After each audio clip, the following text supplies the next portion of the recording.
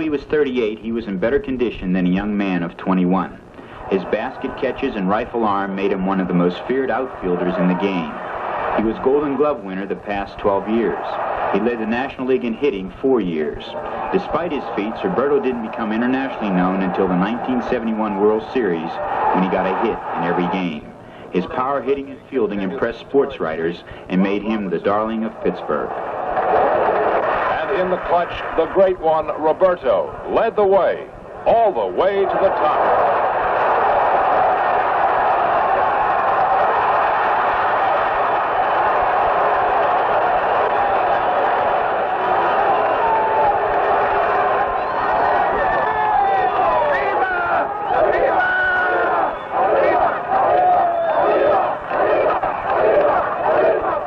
Very proud of my teammates. We went through lots of problems all year, and we went in a lot of tough spots and different times during the years, and but we come out as a winner, so which is make everybody, the Pittsburgh Pirates member, very proud of. Roberto had tremendous self-discipline. He loved baseball and believed every man should be in peak condition during his playing years. He had a lifetime batting average of .318. He led all active players in singles and triples. He became a legend this year when he finally reached the 3,000-hit plateau. It came on a Saturday afternoon in September. Thousands had been flocking to Three River Stadium to see the hit. When it finally came, even Roberto was happy it came in Pittsburgh. Well, I wasn't going to get it anyplace else. It's no matter. I know in my mind I wasn't going to get it. If I was going to get it, I was going to get it in Pittsburgh because, as I said before, Pittsburgh is like my home, and the fans in Pittsburgh, I tell you, it's something that this is the best thing that ever happened to me, to have the Puerto Rican people on one side and the Pittsburgh fans on my side, because I don't think I have never done this, what I have done in baseball, if that wasn't for the fans. After the fifth game of the 1972 National League playoffs with Cincinnati, the Pirates were down. Thousands greeted the Bucks and Roberto at the airport. This was one of the last times he was recorded on film, and he was not certain about his plans for 1973. We just lost the pennant in one inning, nothing to be ashamed of, and it's one of those things. We went right to the wire, and they scored 2 runs in one inning, and that was it. You attained a lot of goals this year. You got your 3,000th hit. Another year batting over 300. How many more years do you think it'll be for you? I don't know. I don't make any plans so far. I don't even know if I'm going to be back next year, so I don't know. I cannot tell you.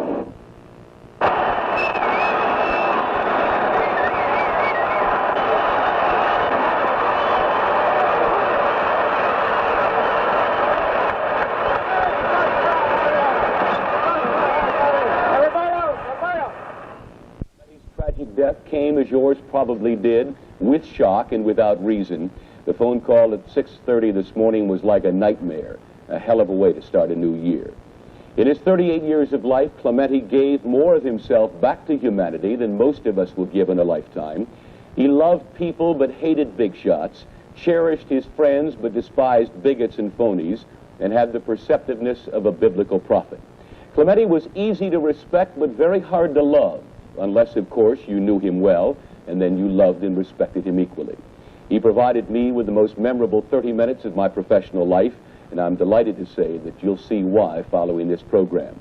His success as a baseball player was only used as a platform to make the world a better place in which to live. Roberto Clemente is irreplaceable, and the irony of his death is that he died as he lived, helping those who were not able to help themselves. I will miss him dearly. Roberto Walker Clemente wore many labels during his 38 years of life. He was universally acclaimed as a baseball superstar and widely acclaimed as the greatest player in the game today. But all of his tags were not complimentary. He was often accused of being a hypochondriac, and many found him to be rather cold and unapproachable.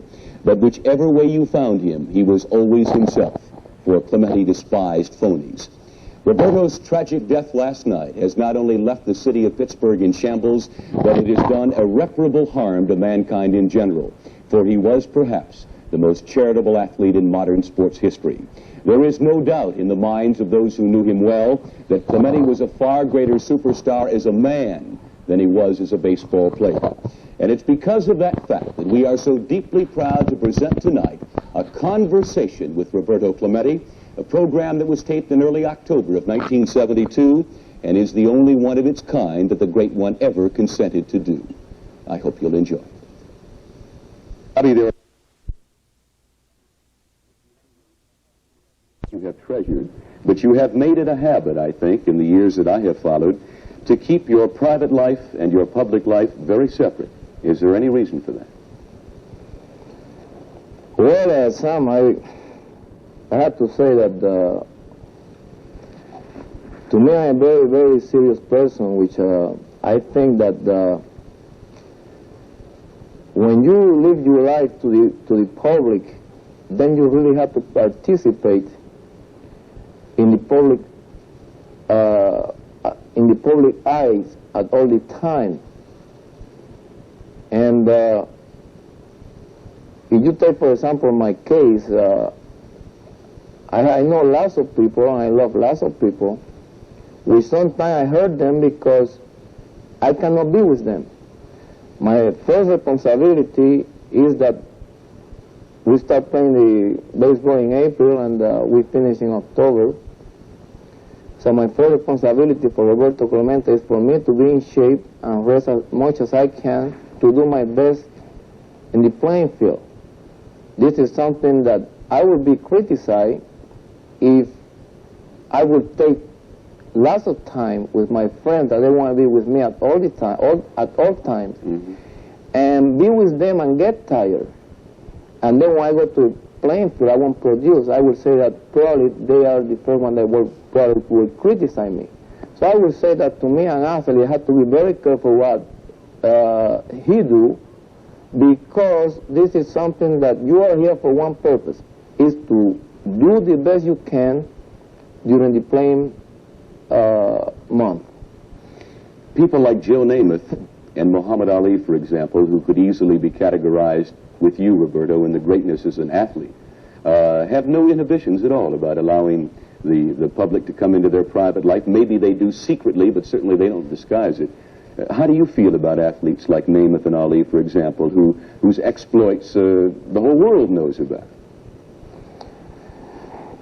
Well, I would say that it's a little different matter with Ali, because I really admire this man, because I might not go with all the ideas that he has. I think that everybody thinks different. I don't go for all the ideas that he has. As a professional athlete, I admire him a lot because he's a very intelligent person. Most of the things that he go in public and the acts that he put in public, he's doing himself a promotion for his fight, which is his job. And I admire him for that. Namath, the nation make him an idol, and they trying to they make him a playboy and a lover boy, which this is something that has to grow in the person also. And I don't say one thing or the other, because as long as they do their job, that's their business. But to me, I cannot be like that. I gotta rest. I have to rest as much as I can. And I think that to me it's a little different story, because I think that I belong to the minority group. I am Puerto Rican, I'm black, and I'm between the walls. So anything that I do, first I will be reflected on me because I'm black, and second I will be reflected on me because I am Puerto Rican. But with this one, I tell you that to me, I always respect everybody, and thanks to God, when I grew up, I was raised, and when my mother and father, they never told me to hate anyone, or they never told me to dislike anybody because of their race or color. We never talk about that. The matter of fact, I started listening to this stuff when I came to this state. So to me, I would say that this is something that I love everybody, and I have to be very careful what I do because who I am. So I'll give you an example. I was in New York one time buying some furniture, and the people out there, my wife was going to have a baby. And when we used to go around, and the people, they meet us at the door, and they said, what do you want? He said, we would like to see the showroom and see some furniture. And they said, well, let's wait for a little bit, and we're going to send somebody to the last floor to see what we have. So they said that they have one floor of furniture. And so they took us to a real place where they show the furniture that was in the showroom wasn't the furniture that they were showing up upstairs. And I said, we would like to see the furniture downstairs that was in the showroom. And they said, well, you don't have enough money to buy that. And I said, how do you know that I don't have enough money? He said, well, that's very expensive. I said, I would like to see it because I have the right to see it as a human being, as a public that buys from you.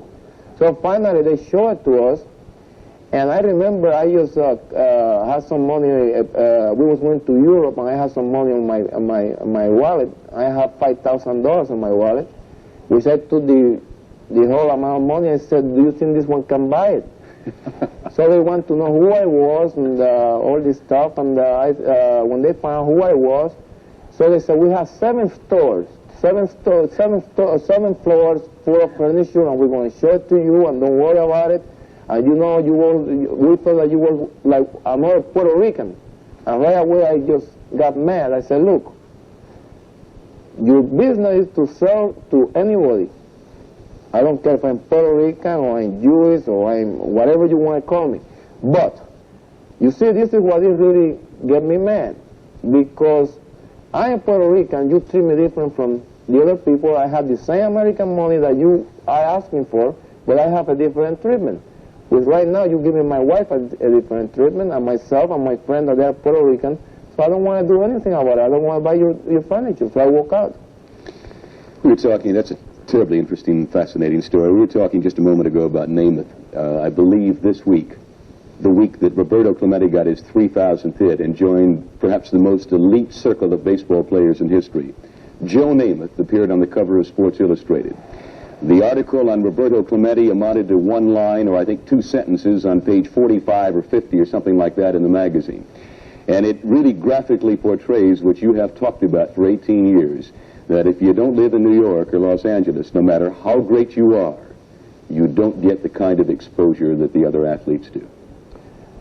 Well, Sam, my problem with me is this, that, see, when I started playing in 1955, the players, they couldn't open their mouths. Because I remember that lots of players, they were sent to the minors because they opened their mouths. And the organization, they didn't like the way he spoke, or something like that, they shipped him down. So when I came, I remember that every time that I used to read a paper of a Latin player, or a black player, they always had to say something sarcastic about it. For example, the first day that I got to Fort Myers, that was a newspaper on there where the newspaper said Puerto Rican hot dog arrived in town. So now, these people never knew nothing about me, but they knew I was a Puerto Rican. As soon as I got to camp, they told me of a Puerto Rican hot dog. Now, this is something that I refuse to admit, and I talked to some of the Latin players, which at that particular time they was in the major league, and they told me, Roberto, you better keep your mouth shut because, you know, they will ship you back. I said, I don't care one way or the other. If I'm good enough to play here, I have to be good enough to be treated like the rest of the players. So I don't want to be put in the bathroom because I came here, I'm from Puerto Rico. I want to be right there in front of everybody. And this is something that from the first day, I said to myself, I am from the minority group. I'm from the poor people. I represent the poor people. I represent the common people of America. So I'm going to be treated as a human being. I don't want to be treated like a black or a Puerto Rican or nothing like that. I want to treat like any person that comes for a job, and every person that comes for a job, no matter who he is or what kind of a race or color he is, if he does the job, he should be treated like white. You have admired for a great many years the late Martin Luther King. You knew him, and you knew him quite well. Is it not true that you believe that in many ways he kind of changed the entire lifestyle for the American black? I believe that this man not only changed the style of the American black, I think he changed the life of everybody.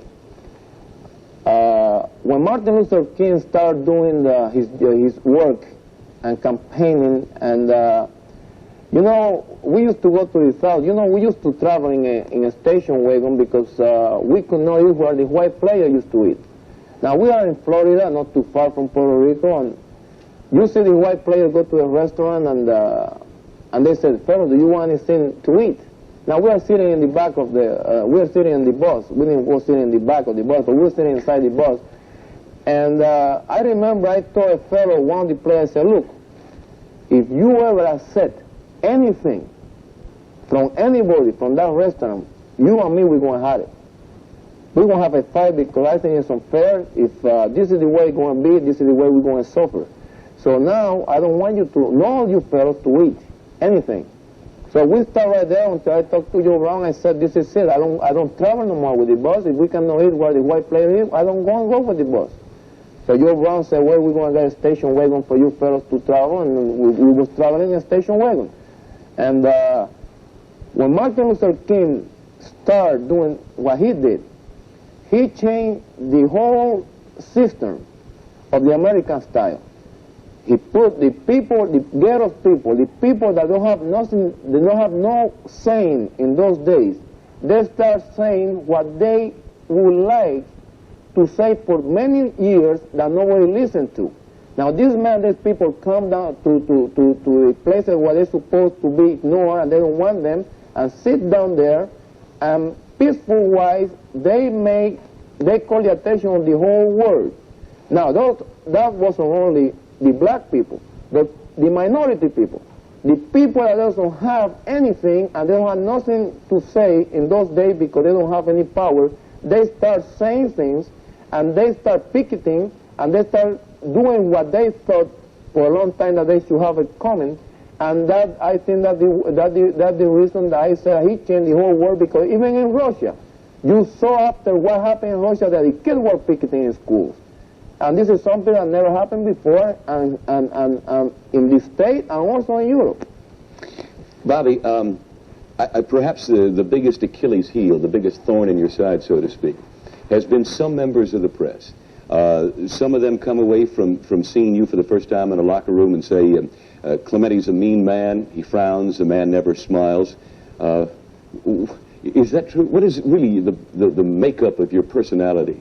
Is perhaps the shape of your face such that you don't smile too often? Well, there's nothing wrong with my teeth. You can see it. I got teeth. Sounds too good. Sam, this is something that I tell you. When I was a little kid, I born to be a baseball player. This is something that I think about. The more I think about it, I convinced that God wanted me to play baseball. And more than that, I think I came to the world for some reason. When I was a little kid, the only thing I used to do was playing ball all the time, with a paper ball, with a rubber ball, with a tennis ball. We used to make our own balls and stuff like that. And my mother had to really work. My mother used to get up at 1 o'clock in the morning, and she had to work and make lunch for these people that used to work in the sugarcane plantation where my father worked. Now, my mother never went to a show. My mother never went. She didn't know how to dance till today, and she's 80 years old. But even that the way that we used to live, I was so happy because my brother and my father and my mother, we used to get together at night, and we sit down and make jokes, and we used to eat whatever we have to eat. And this is something that was wonderful to me. So I grew up with people that really had to struggle to live. You don't imagine how these people, I used to work with my father when I was 8 years old. And the vacation time, I went to buy a bicycle. It took me 3 years to collect $27 to buy a bicycle. So I bought a second-hand bicycle. In 3 years, I used to make a penny a day going from one place to the other to get a big can of milk for these people. They give me 30 or 31 cents a month to get up at 6 o'clock in the morning to do this for these people. But I say, okay, my father used to say, I want you to be a good man, I want you to learn how to work, and I want you to be a serious person. Which I grew up with that in my mind, and more than that, I laugh when I have to laugh, but my face is that kind of a face, that I cannot be like Manny Sanguillen, for example. His shape of the teeth is, they are in a kind of a different shape of mine. So no matter if he's mad or not, you might think that he's laughing, which he's not laughing.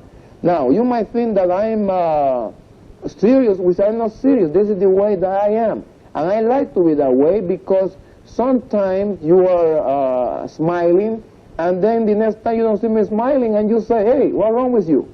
So now, I'm natural. This is the way I am. Nobody can say, well, Roberto is mean. I might look mean, but I really respect people. Do you think that the fact that you are like you are in facial expression makes you sometimes unapproachable?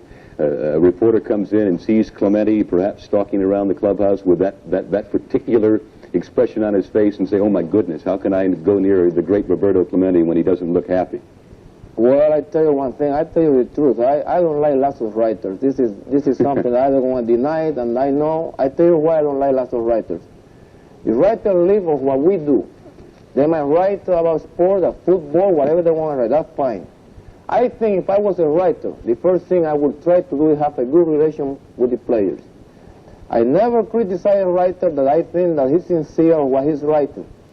But lots of these writers, they go to you, and they put the interview in a way that they sound like you have said that when you don't say exactly that. See? Now, when I was... It's commonly called misquoting. We do that a lot. Right. So now, this is something that, to me, in the year that I have here in Pittsburgh, I tell you, 1960, for example, I got dressed in a hurry. I was mad because the writer wasn't giving me any credit for the most valuable player. Now, I wasn't mad because of that. I was mad because the approach that these writers have toward this most valuable player stuff. This is something that all my life I feel bad about it because I think that this is the wrong approach, but I know it's like politics. You take these things sometimes like politics. So I went to Los Angeles, and this writer said to me, who is the most valuable player in the team? I said, we have a few that could be the most valuable player. He said, you see this letter? He said, you're never going to be because this fellow is making propaganda for this fellow to be the most valuable player. So that day during the World Series, which I always loved defense, I went to the dressing room. I got dressed in a hurry. I took one of the Bill Mazeroski gloves and I put it in my bag. So I said, I'm going to take this to remember Bill Mazeroski, so I took it. And I got dressed in a hurry. I went outside for Ford Field. So I was happy with the fans. I was cheering. I was crying with the fans. Right away, I was real bad. They said that Roberto's attitude toward his teammates something that we can hardly say what he was his attitude toward his teammates. When they were celebrating, he went outside. But you wanted to be with the people. I want to be with the people that pay my salary because I was with my players. I shake hands with them and everything like that. I talk to them that how happy I was and everything like that. But to me, I felt I want to be outside with the fans. So I was criticized for that. Roberto, you are obviously a hero in many young men's lives. Who are the heroes in your life? Who have been? Well, the first hero that I have, I would say, was Monty Irving when I was a kid. Like I said to you before, to me it was hard to go to the ball game and watch the game because first we didn't have the money unless it was Saturday that my father gave us 25 cents. And that is exactly what it cost me to go from my house to the ballpark. 10 cents for the bus and 15 for the ballpark. And I used to watch Monty Irving play when I was a kid, and I idolized him, which I used to stood up in front of the ballpark just for him to pass by so I could say, so I could see him. I never would have enough nerve, and I didn't want to either just to look at him straight in his face, but as soon as he passed, I turn around and look at him because I idolized him. Then I have, of course, my mother and father, I idolized them and from the beginning, and then now I idolize my wife and kids. And then I have Kennedy, President Kennedy. I think that, to me, I remember when I was a little fellow that President Roosevelt died, and I cried, and I thought he was a good man, but I don't have that much knowledge at that particular time. But to me, Kennedy, after that, Martin Luther King. Bobby, at 38 years old and 18 years in the major leagues and having accomplished just about everything there is to accomplish in baseball, I guess the thought enters your mind that one of these days it's going to be all over. Do you have any idea now when it will be over, and when it comes, what are you going to do with your life? What would you like to do? What I would be, I tell you the truth, I never think about that. People always ask me, how much money do you have? What's going to happen to you? Are you secure? I don't worry about that, Sam. The only thing I worry is about being healthy. If I can live, if I can, for example, have my health, I could work. I don't care if I'm a janitor. I don't care if I drive a cab. As long as I have a decent job, I will work. I know like some of the fellows that they've been rich and they lost everything that they have and they kill themselves because of the money. So to me, I can be a person like me today that I'm making pretty good money, but at the same time, I live a life of a common fellows. I know the big shot. If you go outside the ballpark, you're never going to see me trying to put a show or try to call the attention for anybody, because that's the way I am. I'm a quiet fellow, and you see me with the same people all the time. If you want to be my friend, you got to prove to me that you want to be my friend, and you want to be aware that I need lots of time when I play baseball. Now, in the winter time, we can be as long as you want to be with me in the winter time. We can spend as much time as you want to be. But in the summertime, then we have to cut it short. So I would say that I don't worry about what I'm going to do after I start playing baseball. Probably I will stay in some capacity in baseball. And but I said to you, I don't worry one way or the other. I just worry that I be healthy. I live it long enough to educate my sons and make them respect people. I respect them. And this is something that to me, this is my biggest worry, is to live, to my kids to be a person, everybody, when they look at them, respect them, and they vice versa, they respect the people. I knew I'd get to a place in this program where I wish I had another 2 hours. We have about 3 minutes left, and I can't leave the show unless we talk about something you touched upon, and that's your health, because that has been the area of Roberto Clemente that's been the most criticized. People have called you a hypochondriac. You have suffered with some pretty bad back problems. What is the status? Well, I tell you in a short sentence, Sam, I hurt my back in 1954 with a car accident, and after that I developed some spasm in my lower back. With some time, people that suffer from their back, they can tell you. People that doesn't suffer from the back, they cannot do it. For example, you take Danny Murto. He criticized me a lot before when I was playing for him because I have a sore back. But about 2 years ago, he developed the same trouble that I have, muscle spasm. And it happened, I've been taking this technique to work with people with a sore back because I know how much this pain how much these people suffer. So Daniel Murto, I asked him, you want me to treat your back? He said, yes. So I gave him 2 treatments, and right away he felt better. He said, you know what? This is the best I have felt in 5 years. So I said, you can know now how I felt in those years that you criticized me. So this is something I don't worry about. I say hypochondria is a person that don't have cannot produce. You cannot produce being a hypochondriac in sport, because hypochondria is a person that cannot produce an imagined sickness, which to me, the problem is that I know where to go. I know the people where I have to go. And at 38, I prove it to you by playing and running and diving the way I do. Because not too many fellows at 38 want to do it because their muscles are rigid, they don't take care of themselves, they don't know anything better.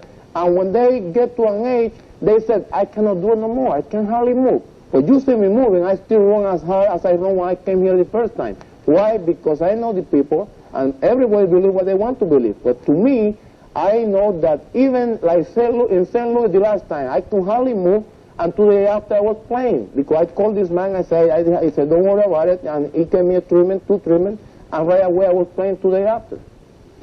Bobby, what do you want for your two sons, three sons, really? What do you want for them out of life? I want them to enjoy life the way I enjoy life. I love people, and I love the minority people. I love people that they are not big shot. I like common people. I like workers. I like people that suffer. Because these people, they have a different approach of life, of the people that they really have everything in life, that sometimes they get bored. Because they have everything and they don't know what suffering is in life. So I want my kids to suffer. I want them to have what they're supposed to have, but I don't want them to be rich. I want them to be people like the normal people in America and the normal people in the whole world. Bobby, I can only say 30 minutes has gone like 5 minutes, and thank you for making it perhaps the most memorable 30 minutes of my life in this business. I said before, and I'm not trying to make a big issue out of this, but these people have been wonderful to me, and I think they have pushed me to accomplish what I have accomplished, because by the way they treat me, I said that the only thing I have to do is to try to sacrifice myself more and try to pay them with the same tribute that they pay me. God bless you. Thank you very much. Roberto Clemente. It was a program taped in early October of 1972. At the time, it was presented as a profile of the human side of Roberto Clemente. But tonight, we presented it as a tribute to the great one in the hope that you can better appreciate him not only as a baseball superstar, but as a magnificent human being. Good night. Spring training, because this is the real thing. They count everything now. Base hits, walks, errors, the whole gamut. And they're all logged and remembered, and certainly all have a big effect on the outcome of each game. The fear of failure is something all professional athletes live with daily, and it starts anew right here today at Three Rivers. Well, this opening day is like none ever before in the history of Pittsburgh Pirate baseball, and quite possibly in the history of all of baseball. Because there are other emotions dominating today that are not related to the playing or watching of the game that will take place in a few minutes. They are the emotions of sorrow, emptiness, and aching hearts that I think we all thought we had worked our way through weeks ago after the jarring news of the tragic death of one of the greatest Pirates of all time, Roberto Clemente. Well, all of those emotions come flooding back to us today as the baseball season opens in Pittsburgh, and for the first time in 19 Aprils, there will not be a number 21 in right field for the Pirates. As great as Roberto Clemente was, and he truly was a great player, it's ironic and tragic, and I suppose very human, too, that he's recognized and remembered more in his absence than he was when he was here walking among us. Like other sportscasters, I've done hundreds of baseball interviews, and the great majority, as you would expect, were not memorable or worthy of much mention. One that was unique and did not fit that type of description was an interview I did the final day of play at Forbes Field in June of 1970 between games of that Pirate Cub doubleheader with Roberto Clemente. It was, to my mind, the best interview I ever did, and all I did was sit back and listen to Roberto Clemente talk about baseball and his love for the game, for his family, and for people.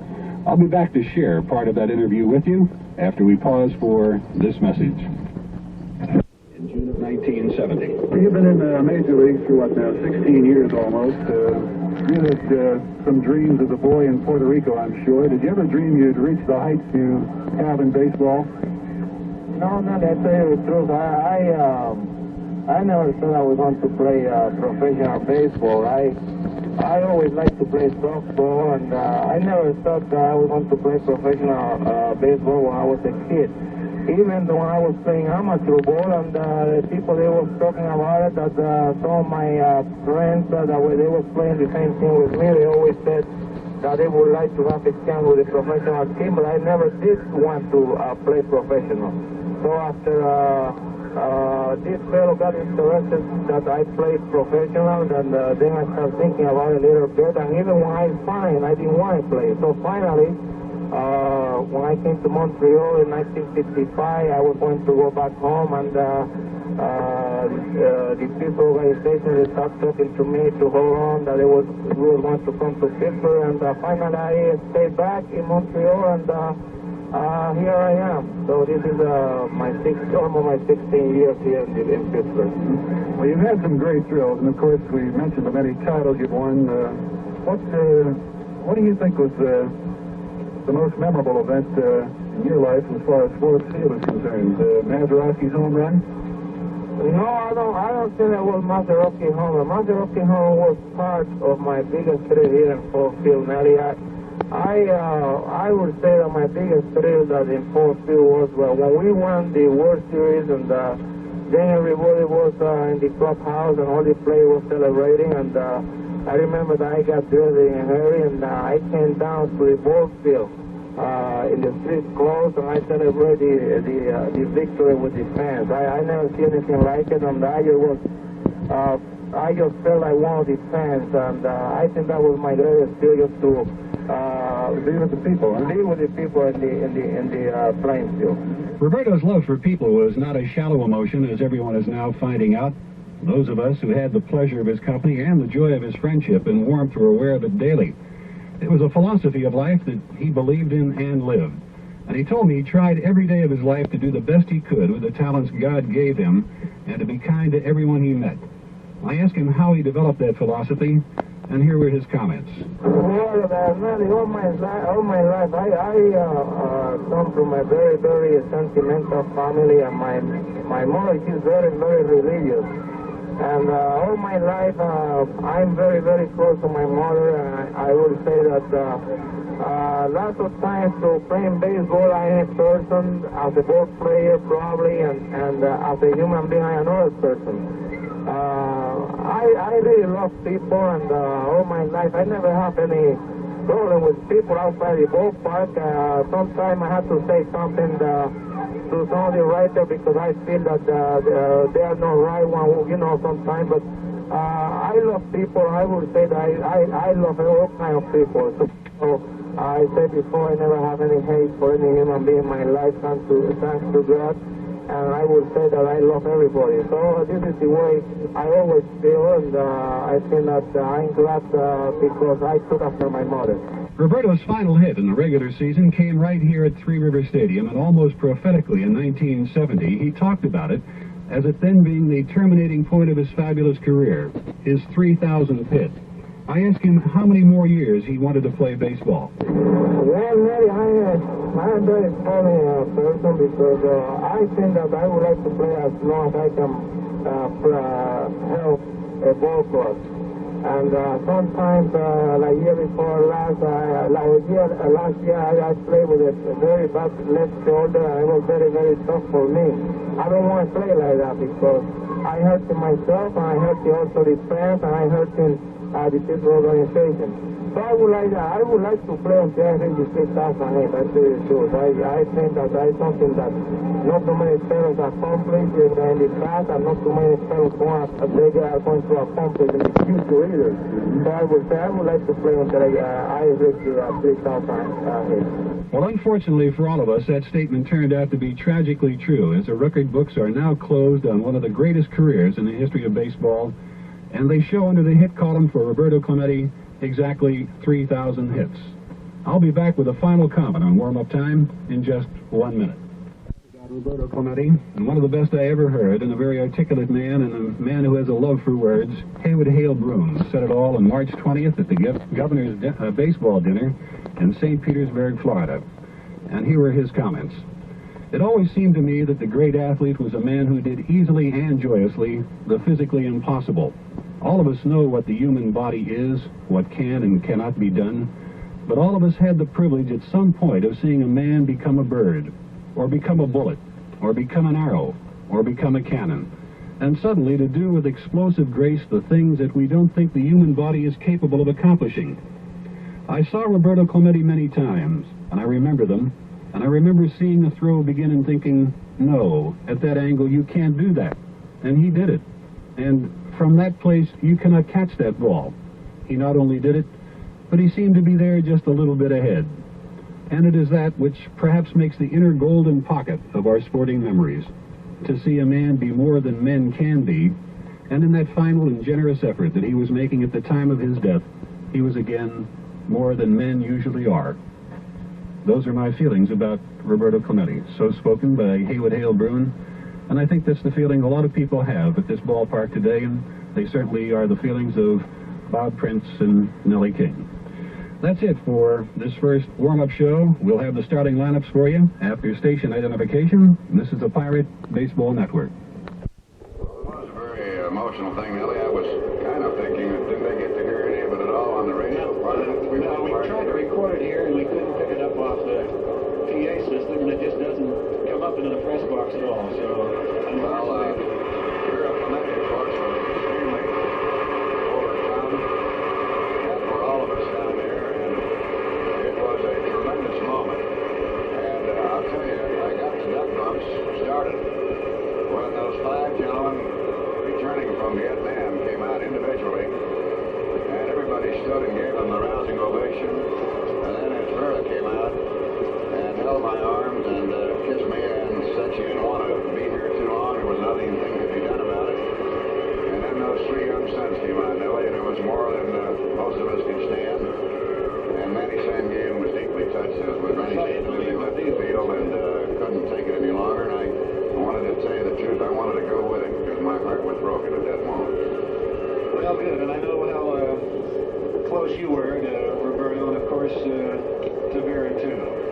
But she's Clemente. Vera?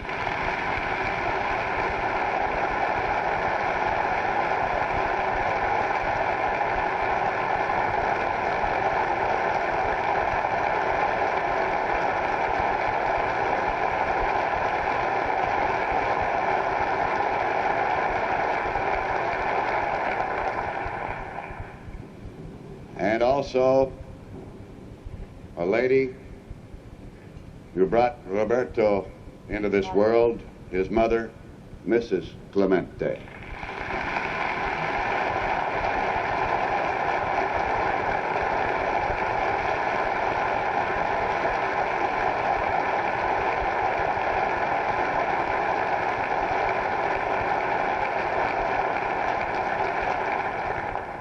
This, ladies and gentlemen, understandably is a very trying moment.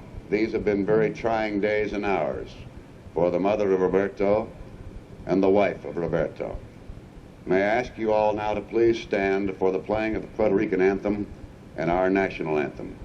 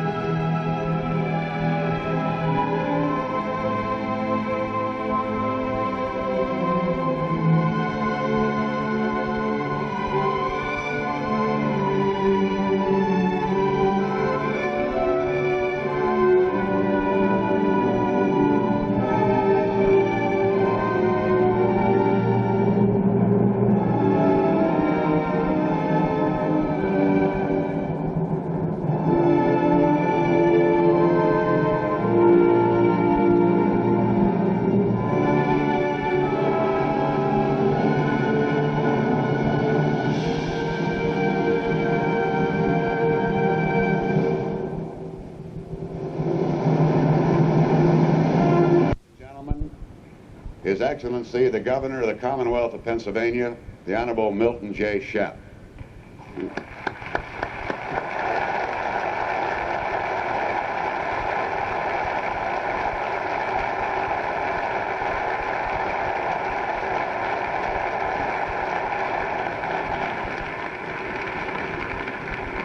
Thank you, Bob. Ms. Clemente. I think it's altogether fitting that we have the Pittsburgh Youth Orchestra playing here tonight on this occasion when we're also thinking of the Clemente Youth Center to be built in Puerto Rico. I met Mrs. Clemente and I met her husband on a much happier occasion. It was at tumultuous 7th game of the World Series back in '71. I flew back from Baltimore, and then I rode in the convertible with Vera and Roberto through the crowds of Pittsburgh in this convertible. I'm the only governor, I guess, who's ever served as a bodyguard for a baseball player. We drove along crowds of people along the highway, and almost every place they'd stop, they'd say, "Who is that with Roberto?" We got downtown, and our car was just swarmed by thousands and thousands of the citizens of Pittsburgh who came to greet and cheer one of the greatest men who ever ran or hit or threw on a baseball diamond. And right there, about 100 yards from the Hilton Hotel, our car caught on fire. We couldn't get out of the car because of the crowd. Finally, we pushed our way out, and then with the help of some of the state police and Pittsburgh policemen, we got into the Hilton Hotel. It was a great evening, and it's an evening I will never forget. And here we are, just a year and a half later, paying tribute to this man. I think Roberto Clemente will go down in sports history, along with men like Babe Ruth and Lou Gehrig, some of the greatest men, most colorful men, and the men who did so much, not just for baseball, but for people. I'm glad to be here tonight. I'm sorry I have to be here tonight, though, for an occasion like this. But I would want to be here to express my feelings, how I felt about Roberto Clemente, and I only hope that the spirit that he brought into everything he did will continue to live and help hundreds of thousands of young people throughout the world. Thank you.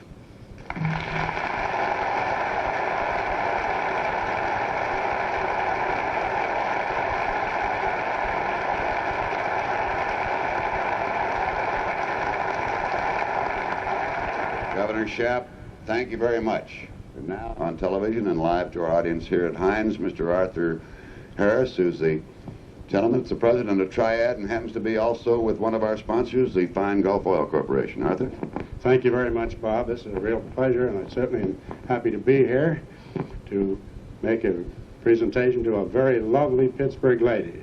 I'd like to recognize the Governor Shapp, and Mayor Flaherty, Commissioner Forrester, members of all of the City Council, and all the other great and fine people that are here tonight. And I'd like to make this presentation to this lovely lady, Mrs. Hines. It is a bat. Let me hold it there. Would you hold it, please? Yeah. Roberto Clemente's bat.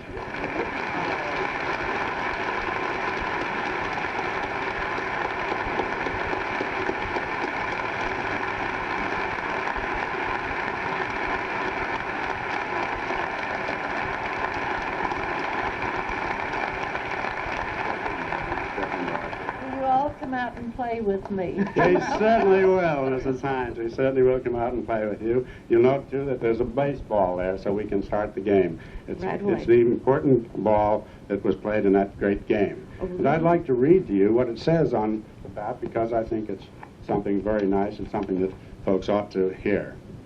Toward the realization of Roberto's dream of a youth city, whereby underprivileged children of Puerto Rico could, through sports, develop the best of human qualities, Roberto Clemente's personal bat and Pittsburgh Pirates team ball are presented to you, Mrs. Clifford Hines, for your compassion, your concern for youth, your generosity, and your leadership in making this great thing possible. Thank you.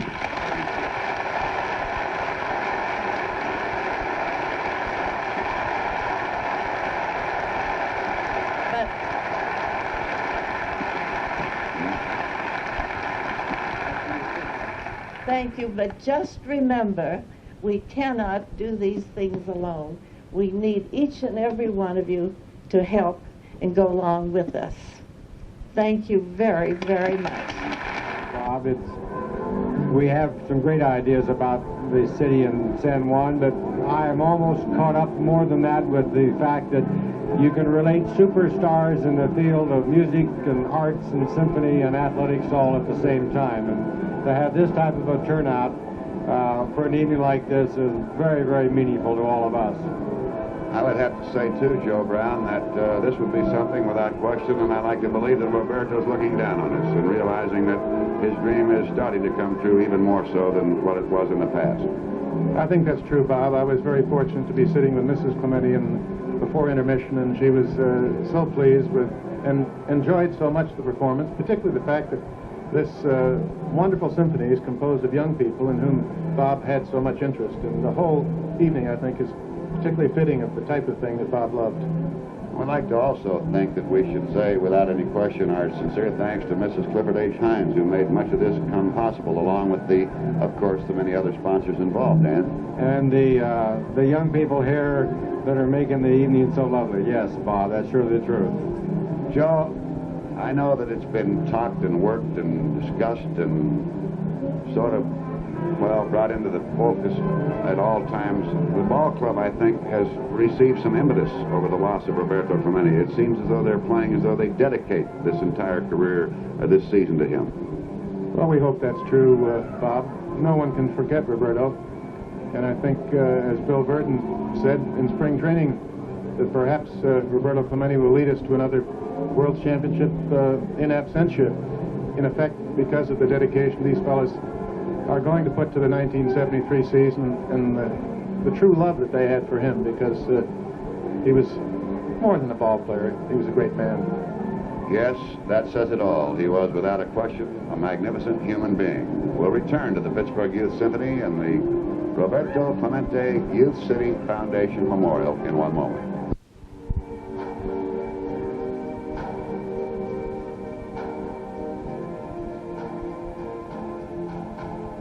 Cuando calienta el sol aquí en la playa,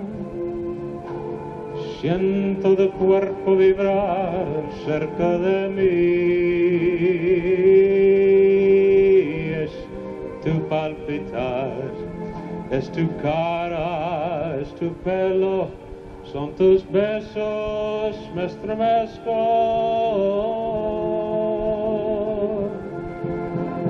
Cuando calienta el sol aquí en la playa, siento tu cuerpo vibrar cerca de mí.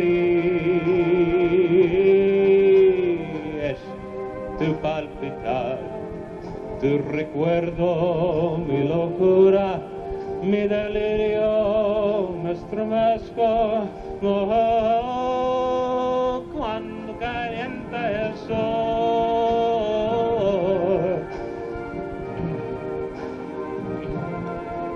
Love me with all of your heart, that's all I want, love.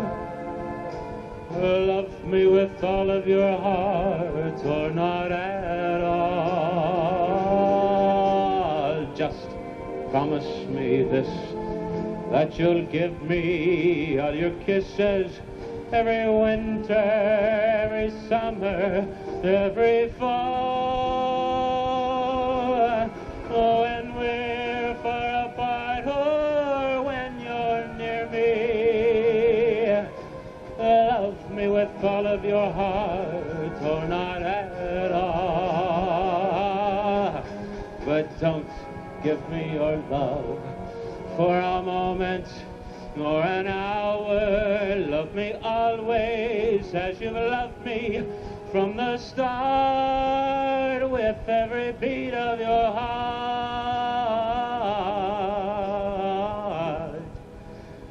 Cuando calienta el sol,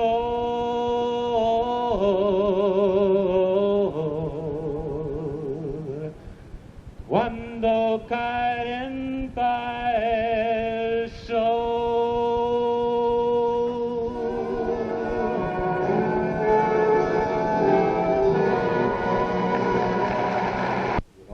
Say he ain't heavy, He's my brother.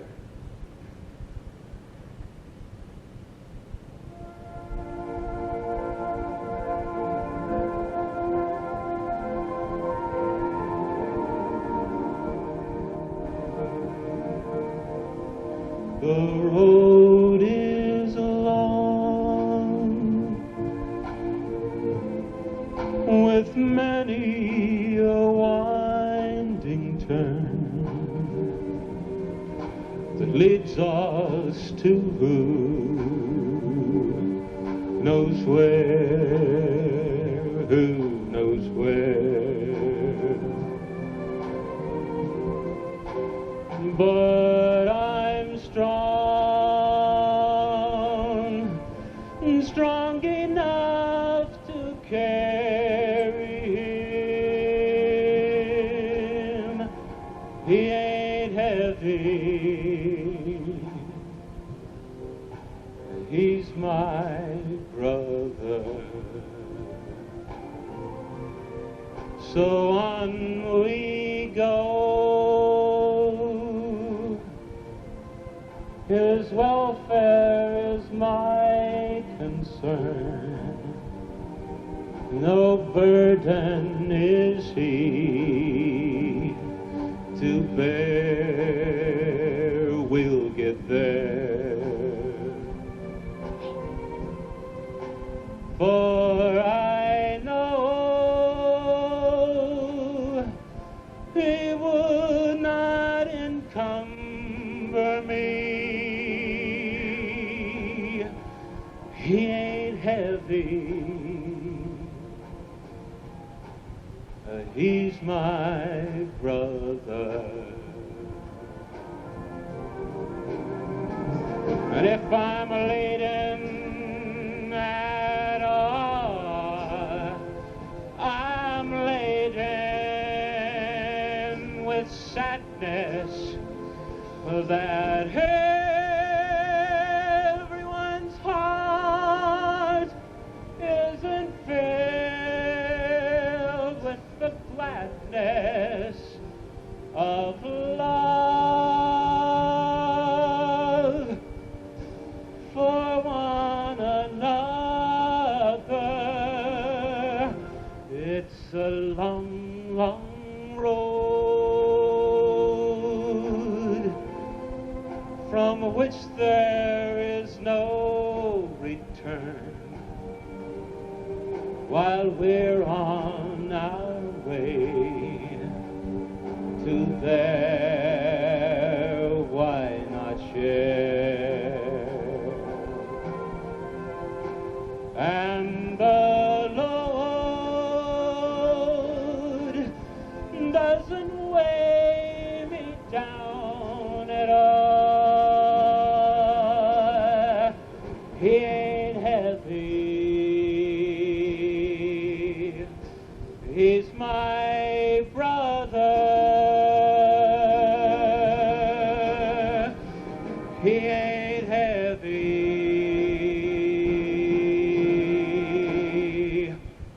he's my brother.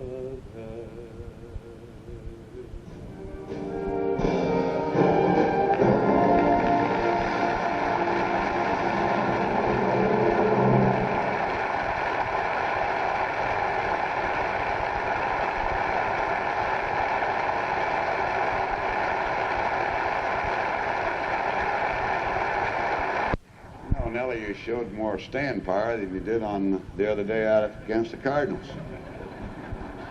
We're going to talk business. No, not really. Isn't this wonderful, though, Nellie? I know that you rehearsed with this fine young group, the Pittsburgh Youth Symphony. You know, it sort of just absolutely, without question, brings back one, if you ever lost your faith in a human being, you wouldn't lose it. This young aggregation here, they toured all through Europe last year without chaperones, mind you. Monte Carlo, Italy, Switzerland. Voted the best concert group in the United States and in the world, and without any trouble whatsoever. Isn't that a wonderful recommendation for these fine young people?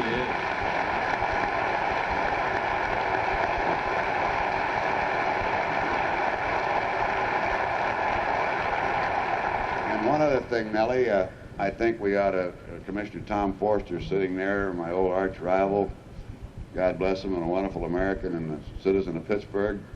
You ever realize that every year that I've ever had the pleasure of watching you play baseball and broadcast the games, you bring rain, and it's pouring out now. Why do you bring rain here to the Heinz Hall? Huh? Well, if I bring it to Three Rivers, I might as well keep it in the same city. Well, you're doing a good job. Nelson, thank you so much. Enjoy it. Thank you.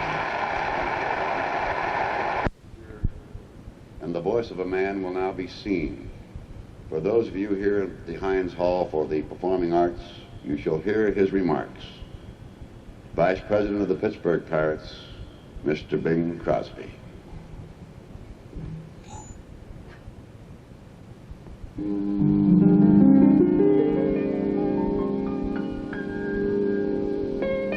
what can you say about Roberto Clemente that hasn't been said many times?